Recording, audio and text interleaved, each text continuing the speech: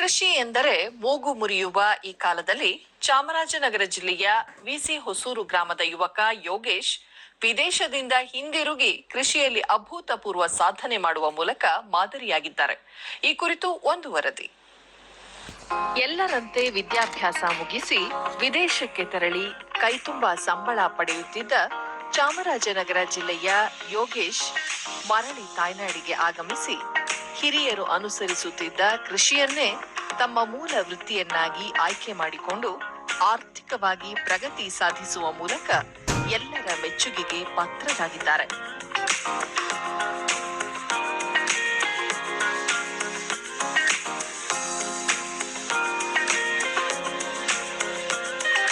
ಯೋಗೇಶ್ ತಮ್ಮ ಜಮೀನಿನಲ್ಲಿ ವಿವಿಧ ಬಗೆಯ ಹಣ್ಣು ತರಕಾರಿ, ಬಾಳೆ, ಮಾವು, ನಿಂಬೆ, ಪಪ್ಪಾಯ, ಸೀತಾಫಲ, ಸೀಬೆ, ವಿಶೇಷವಾಗಿ ಸೇಬು, ಡ್ರ್ಯಾಗನ್ ಫ್ರೂಟ್ಸ್ ಸೇರಿದಂತೆ ತರಾವರಿ ಹಣ್ಣುಗಳನ್ನು ಬೆಳೆದಿದ್ದಾರೆ. ಇದರೊಂದಿಗೆ ವಿವಿಧ ತರಕಾರಿ ಹಾಗೂ ಸೊಪ್ಪಿನ ಜೊತೆಗೆ ಜೇನು ಕೃಷಿಯಲ್ಲೂ ತೊಡಗಿಸಿಕೊಂಡಿದ್ದಾರೆ.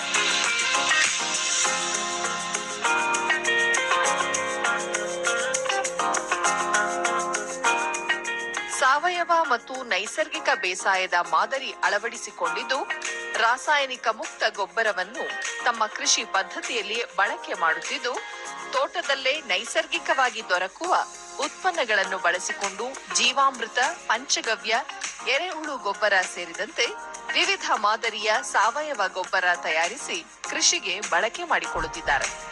ಇದರ ಜೊತೆಗೆ ಹೈನುಗಾರಿಕೆಯಲ್ಲಿಯೂ ನಿರತರಾಗಿದ್ದಾರೆ.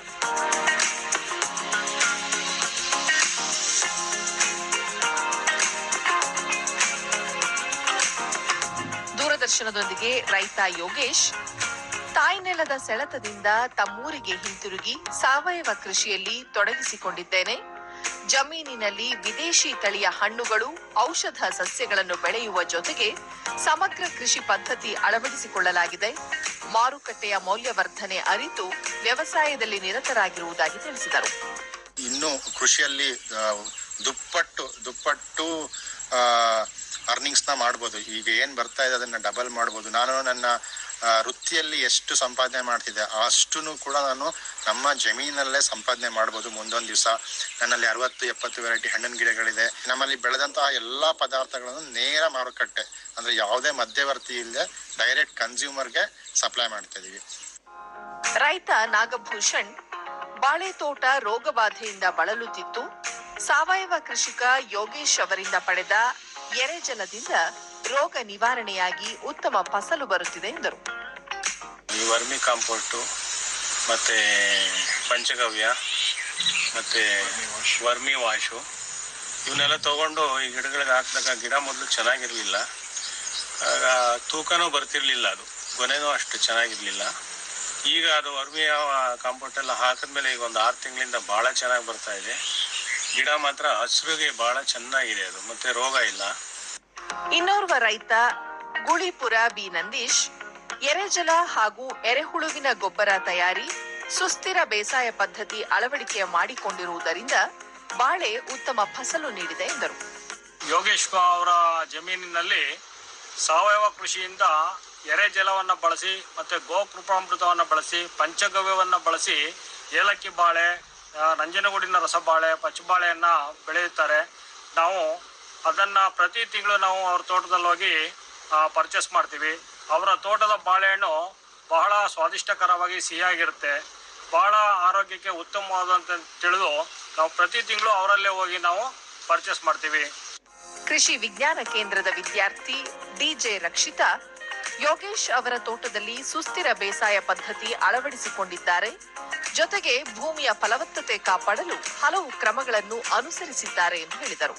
ನಾವು ಇವ್ರ ಫಾರ್ಮ್ ನ ವಿಸಿಟ್ ಮಾಡಿದಾಗ ನಮ್ಗೆ ಅನ್ಸಿದ್ದೇನಂದ್ರೆ ಅಲ್ಲಿನ ಸಾಯಿಲ್ ಕ್ವಾಲಿಟಿ, ಮೊದ್ಲು ಇವ್ರು ಬಂದಾಗ ಅಲ್ಲಿದ್ದ ಸಾಯಿಲ್ ಕ್ವಾಲಿಟಿ ತುಂಬಾ ಕಡಿಮೆ ಇತ್ತು. ಆದ್ರೆ ಇವ್ರು ನ್ಯಾಚುರಲ್ ಫಾರ್ಮಿಂಗ್ ನ ಅಡಾಪ್ಟ್ ಮಾಡ್ಕೊಂಡಿದ್ರಿಂದ ಅದು ಸಾಯಿಲ್ ಕ್ವಾಲಿಟಿ ಹೇಗೆ ವರ್ಷದಿಂದ ಇನ್ಕ್ರೀಸ್ ಆಗ್ತಿದೆ ಅಂತ ನಾವು ನೋಡ್ಬೋದು. ನ್ಯಾಚುರಲ್ ಫಾರ್ಮಿಂಗ್ ಇಂದ ನೆಕ್ಸ್ಟ್ ಆರ್ಗ್ಯಾನಿಕ್ ಫಾರ್ಮಿಂಗ್ ಕೂಡ ಶಿಫ್ಟ್ ಆದ್ರೆ ಅವ್ರು ಹೇಗೆ ಪ್ರೊಡಕ್ಟಿವಿಟಿನೂ ಇನ್ಕ್ರೀಸ್ ಮಾಡ್ತಿದ್ದಾರೆ, ಅದ್ರ ಜೊತೆಗೆ ಸಾಯಿಲ್ ಕ್ವಾಲಿಟಿ ಏನಾಗಿದೆ ಅದು ಕೂಡ ಇಯರ್ಸ್ ಆದ್ಮೇಲೆ ಇನ್ಕ್ರೀಸ್ ಆಗ್ತಿದೆ. ವಿದ್ಯಾರ್ಥಿ ಅಂಕಿತ್ ರೈತ ಯೋಗೇಶ್ ಅವರ ಸಾವಯವ ಕೃಷಿಯಲ್ಲಿನ ಸಾಧನೆ ರೈತ ವಿದ್ಯಾರ್ಥಿಗಳಿಗೆ ಮಾದರಿಯಾಗಿದೆ ಎಂದು ತಿಳಿಸಿದರು. ನಾವು ಅವ್ರಿಗೆ ನೋಡಿ ಕಲ್ತಿದ್ದೇನಂದ್ರೆ ನಾವು ಒಂದ್ಸಲ ಕೃಷಿಯನ್ನು ಕಲ್ತಿದ ಮೇಲೆ ನಾವು ಬೇರೆ ಯಾರ ಮೇಲೂ ಡಿಪೆಂಡ್ ಆಗೋ ಅವಶ್ಯಕತೆ ಇಲ್ಲ. ನಮ್ಮ ಹೊಲದಲ್ಲೇ ನಾವೇ ಬೇಕಾದಷ್ಟು ಲಾಭ ಮಾಡಬಹುದು. ಹಂಗೆ ನಮ್ಗೆ ಏನ್ ದಿನನಿತ್ಯ ಏನ್ ಬೇಕಾಗುತ್ತೆ ಆಹಾರ ಆಗ್ಲಿ ಎಲ್ಲ ನಮ್ಮ ತೋಟದಲ್ಲೇ ತಯಾರಿಕೆ ಮಾಡಿಕೊಳ್ಳಬಹುದು. ಆರಾಮಾಗಿ ಜೀವನ ಸಾಗಿಸಬಹುದು. ಹರದನಹಳ್ಳಿ ಕೃಷಿ ವಿಜ್ಞಾನ ಕೇಂದ್ರದ ಮುಖ್ಯಸ್ಥ ಡಾಕ್ಟರ್ ಯೋಗೇಶ್, ರೈತ ಯೋಗೇಶ್ ವಿಜ್ಞಾನಿಗಳ ಸಲಹೆ ಪಡೆದು ಸಾಂಪ್ರದಾಯಿಕ ಸುಸ್ಥಿರ ಸಮಗ್ರ ಬೇಸಾಯ ಪದ್ಧತಿ ಅಳವಡಿಸಿಕೊಂಡಿದ್ದಾರೆ. ಯೋಗೇಶ್ ಅವರಿಂದ ಎರೆಜಲ ಪಂಚಗವ್ಯವನ್ನು ವಿಶ್ವವಿದ್ಯಾಲಯವು ಖರೀದಿಸಿ ಇತರೆ ರೈತರಿಗೆ ಪೂರೈಕೆ ಮಾಡುತ್ತಿದ್ದೇವೆ ಎಂದು ಹೇಳಿದರು. ಫ್ರೂಟ್ ಹಾಕಿದ್ದಾರೆ. ಇವೆಲ್ಲ ವಿಶೇಷವಾದ ಹಣ್ಣುಗಳು. ಇವೆಲ್ಲ ಸಾವಯವಕ್ಕೆ ಬಹುವಾರ್ಷಿಕ ಆಗಿರೋದ್ರಿಂದ ಸಾವಯವ ಪರಿಕರಗಳಿಗೆ ಇವರು ಮಾಡ್ತಾ ಇರ್ತಕ್ಕಂಥ ಎರೆಜಲ ಮತ್ತೆ ಪಂಚಗವ್ಯ ಮತ್ತೆ ಎರೆಗೊಬ್ಬರ ಇದೇನು ಉಪಯೋಗಿಸ್ತಾ ಇದ್ದಾರೆ, ಇದಕ್ಕೆ ಉತ್ತಮವಾದಂತಹ ಪ್ರತಿಕ್ರಿಯೆ ನೀಡಿ ಗುಣಮಟ್ಟದ ಉತ್ಪನ್ನಗಳನ್ನು ಕೊಡ್ತಾ ಇದೆ. ಅದಕ್ಕೆ ನಿದರ್ಶನ ಅಂತಂದ್ರೆ ಇವ್ರಿಗೆ ಮಾರುಕಟ್ಟೆ. ಈಗಾಗಲೇ ಇವರು ಸಾವಯವ ಮಾರುಕಟ್ಟೆನ ಸ್ಥಾಪನೆ ಮಾಡಿ ಸಂಜೀವಿನಿ ಅನ್ನೋ ಒಂದು ಲೇಬಲ್ನಲ್ಲಿ ಬೆಂಗಳೂರಿನಲ್ಲಿ ಸಾಮಾನ್ಯವಾಗಿ ಡಿಮ್ಯಾಂಡ್ ಬೇಸಿಸ್ ಅಲ್ಲಿ ಆರ್ಡರ್ ಮೇಲ್ಗಡೆ ಗುಂಪುಗಳನ್ನು ಸ್ಥಾಪಿಸಿದ್ದಾರೆ. ಮತ್ತೆ ನಮ್ಮಿಂದನೂ ಕೂಡ ಇವ್ರಿಗೆ ಸಹಕಾರ ಇದೆ. ಕೃಷಿಯನ್ನು ನಂಬಿ ಕೆಲಸ ಮಾಡಿದರೆ ಯಶಸ್ಸು ಕಾಣಬಹುದು ಎಂಬುದನ್ನು ರೈತ ಯೋಗೇಶ್ ತೋರಿಸಿಕೊಟ್ಟಿದ್ದಾರೆ. ಈ ಮೂಲಕ ಯುವ ಸಮುದಾಯಕ್ಕೂ ಮಾದರಿಯಾಗಿದ್ದಾರೆ.